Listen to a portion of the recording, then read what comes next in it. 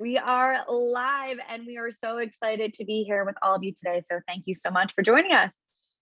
Welcome, everybody. Super excited to have you with us. As Jena said, this is a good conversation. I'm looking forward to today. It's very, very timely. And we were just catching up with Todd a little bit before we went live. And he was just saying it's such a cool opportunity right now because the M&A world, there's so much activity going on, and especially within the industries that we find ourselves serving, the financial advisory services, the accounting space. So this is a really timely discussion. If you don't know Todd Steinberg, I'm super excited for you if you are coming to the Elite Growth Academy to meet him in person. And if you're still on the fence, at least you get a little bit of a sample today of one of our true experts when it comes to virtual family office that specializes in this M&A space. And the Elite Growth Academy, Jena, we're like 5 weeks away, I want to say, something like that. So we were just talking with Todd. He's looking forward to coming out in person and running around the San Diego Bay a little bit. If you haven't been, it's a beautiful area. Hey, listen, I just booked my flights, and me and Todd are only like 20 minutes away. So there we go. There. Flying from the Northeast down to sunny San Diego. So if you're still on the fence, got to get the tickets. We're 5 weeks away. I think we've got a pretty good attendance so far. But yeah, like I said, it's a really timely conversation to go live with this discussion here. We've got some activity already going with Todd and have known him, a couple of my partners, for I think 4 or 5+ years, if I'm not mistaken. So Jena, why don't you kind of fill our community in with a little bit of Todd's background, and then we can just jump into a discussion about, what he's sharing at the Elite Growth Academy. You got it. So Todd joins us from Thrive Financial Group, and he has nearly 30 years of experience emphasizing succession planning along with marketing and business development in both the accounting and financial services industries. He's a respected leader, and his vast experience includes developing new marketing techniques, succession planning for tax professionals, integrating financial planning into accounting firms, hiring and training marketing personnel in accounting and financial services firms nationwide. And he's a sought out speaker on all of these topics as the authority, both nationally and internationally. So we're so lucky to have him joining us this November at the Elite Growth Academy. And Todd, I know that so many of our attendees are really looking forward to hearing you speak on these topics, as it's such a buzz throughout our community. So if you could elaborate a bit more, that would be great on what you're speaking about. And again, thanks so much for being here with us. Absolutely, Jena. And thank you and Anton for such a warm welcome. I am jazzed and excited to be not only with you here today, but to participate in the Academy training program coming up in November. So before I jump into what exactly I'm going to be touching on at the live event, let me give you a little background. So if I'm going to pontificate about succession planning and mergers and acquisitions, at least you know a little bit about where I'm coming from. So I think I have a bit of an interesting, unique lens on the accounting and tax industry and financial service industry, just based on, hard to believe, almost 30 years experience, as you mentioned. Now, I know I don't look that old, but I did start in the industry at the ripe old age of 16. And at the time, it's kind of a funny story, the founder and CEO of a marketing consulting firm that worked exclusively with accounting and tax professionals to really help them develop what I like to refer to as more of a traditional compliance shop, bookkeeping, tax, payroll type services, which we were teaching accountants and CPAs at the time how to market their services. I mean, with all due respect to the CPA tax community, they're not known for their sales and marketing skills. So at the time, at 16, I wasn't exactly running the show, but I did start off as the little guinea pig, putting brochures together and little office work, things that needed to be done. At the same time, I was thinking, all right, what do I want to go to college for? What do I want to study? What do I want to be when I grow up? And an opportunity was bestowed upon me, fortunately. It's funny how things work out and transpire in life. Around the time that I was 18, 19, heading off to college, decided to major in business. And I never left that company. I got my degree in business, specialized in marketing. And over the next 20+ years, I spent my career helping accounting and tax professionals all across the country learn how to develop their accounting and tax practices. So I would teach a seminar all over the country on how to build an accounting firm. What was interesting is that having done that over 20 years, you get to know a lot of people. So my Rolodex, if you will, became pretty large. And now many of my clients were coming back to me and saying, hey, I'm ready to retire, relocate, get involved in another business interest. Do you know anybody that could potentially be interested or would be interested in acquiring my practice? So when that started to happen consistently, I realized that I was in a very natural position to bring people that wanted to sell in touch with people that wanted to buy. And because most of my clients were building a traditional CPA firm, bookkeeping and tax, it was a very good fit in most cases. So fast forward a few years, I went out on my own and kind of leveraged some of the training and the skills and the expertise and connectivity that I had picked up over the years, and made the succession planning more of a full-time role. So today, Thrive Financial Group, we represent clients all across the country. We typically are involved in practice sales that are anywhere from 500,000 to 5 million, somewhere in that range, with most of them kind of falling somewhere in the middle.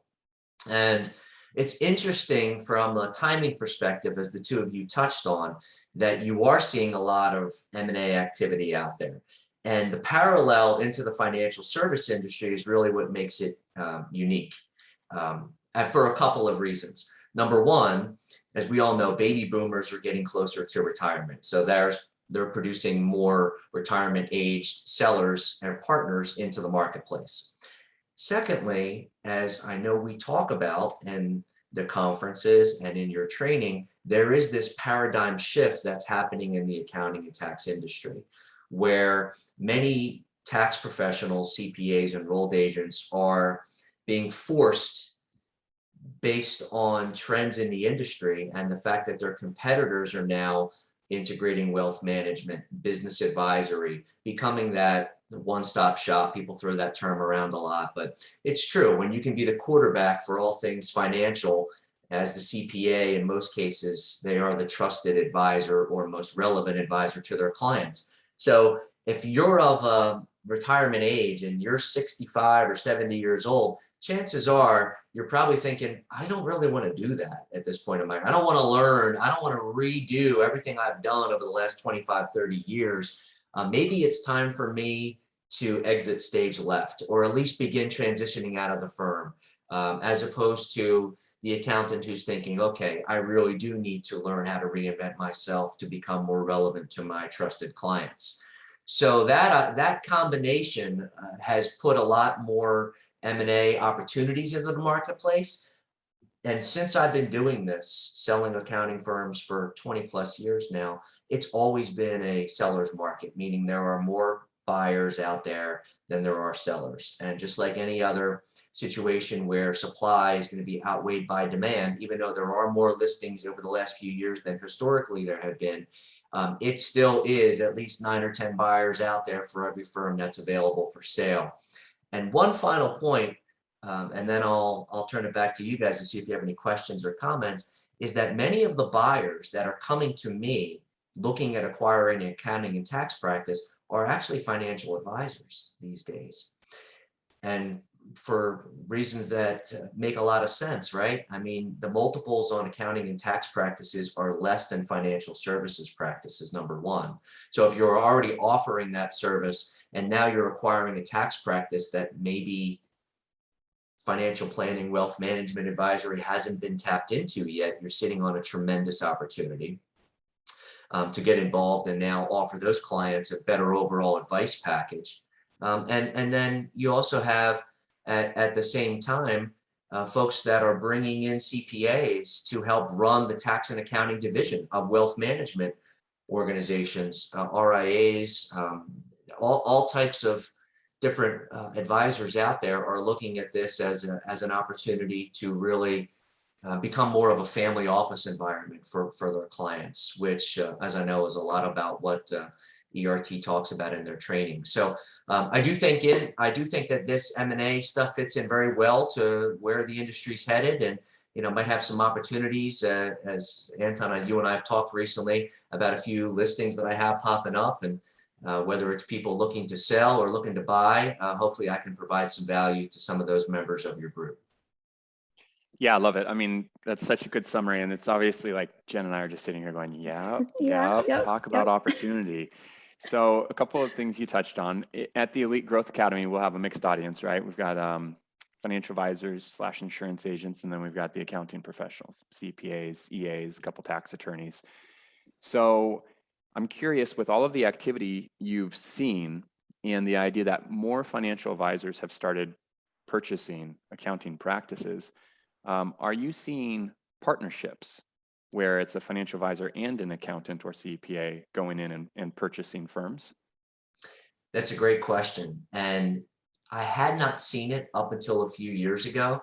And now it's probably half of the prospective buyers. They're affiliated in some way, whether they're partnership, whether it's a strategic partnership, they are very much aligned and kind of going in together.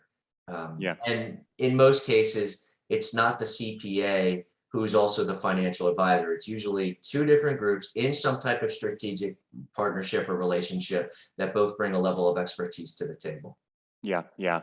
So, and obviously, I mean, that's more and more of the conversations and activity within our community that we're seeing, because it's such a good peanut butter and jelly partnership. I mean, there's so many skill sets that are complementary, even when you bring two sets of clients together. But now you talk about an acquisition, it's like, holy cow, you've got the licenses, the ability to offer multiple services now under one roof.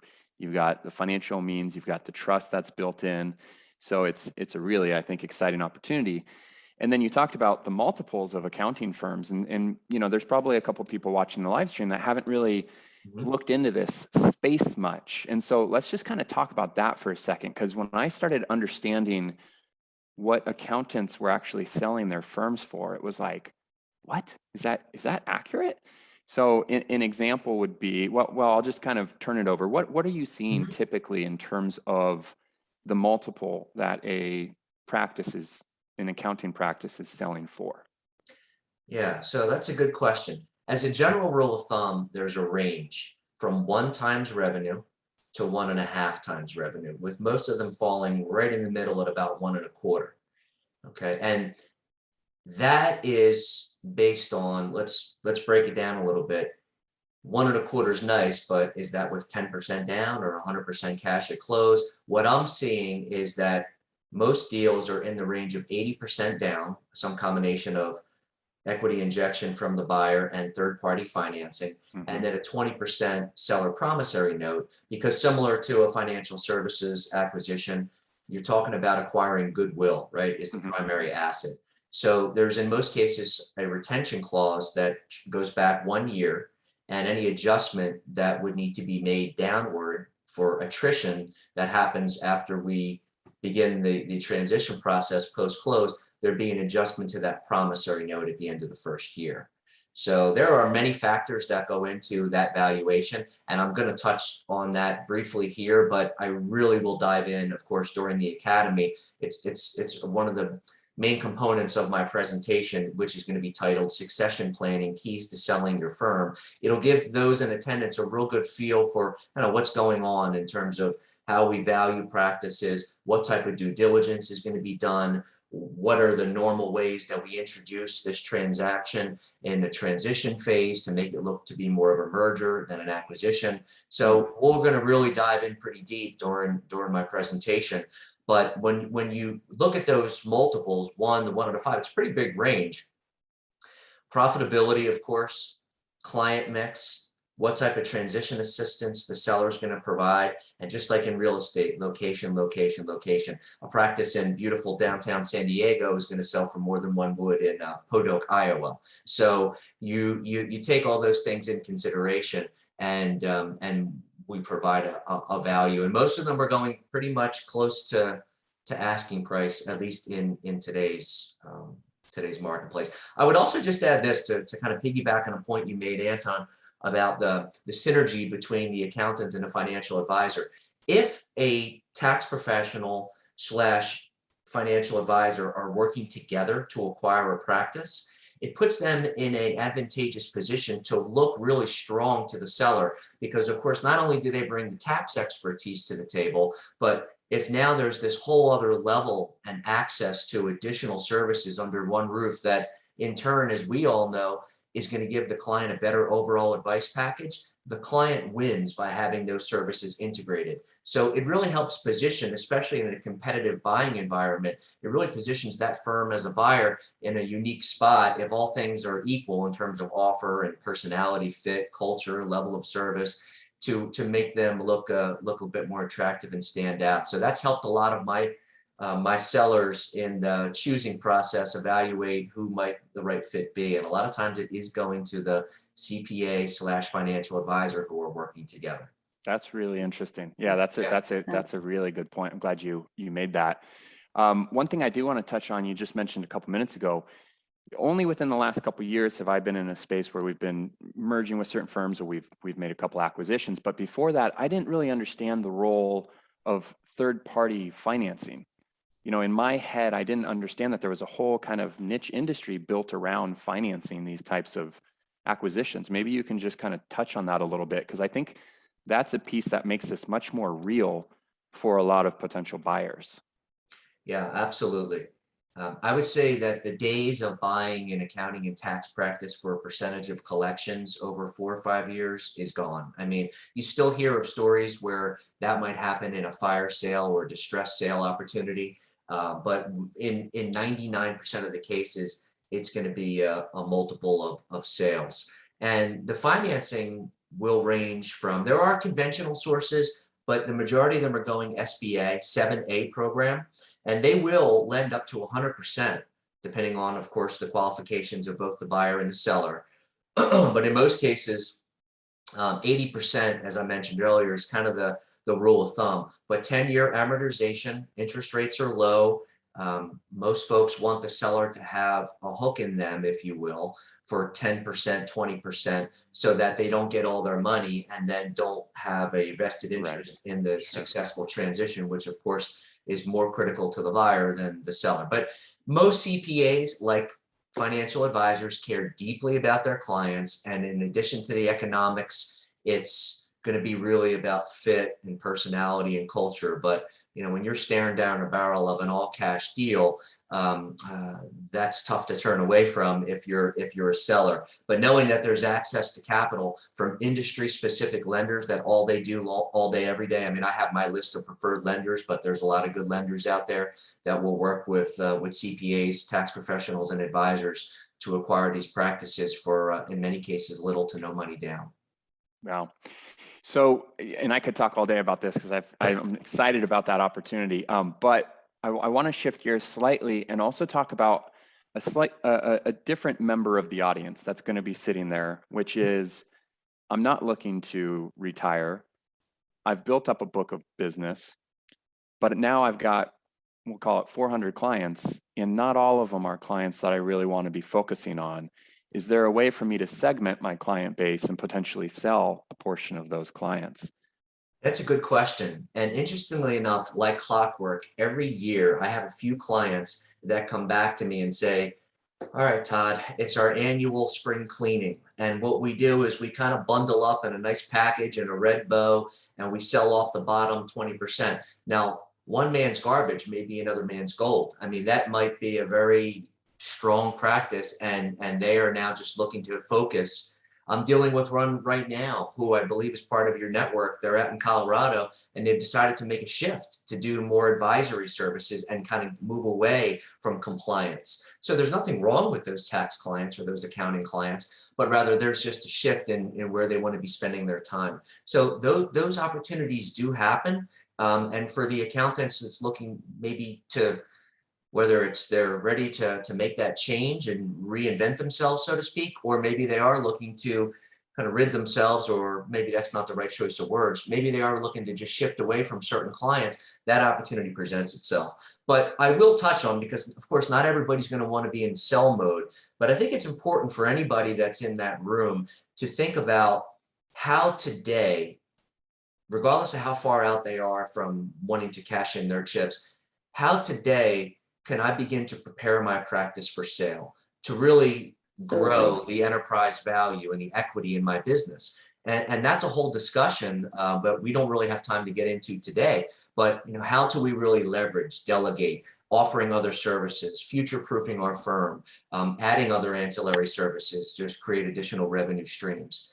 How do we market our firm successfully? So these are things that anybody I think could benefit from by attending the workshop.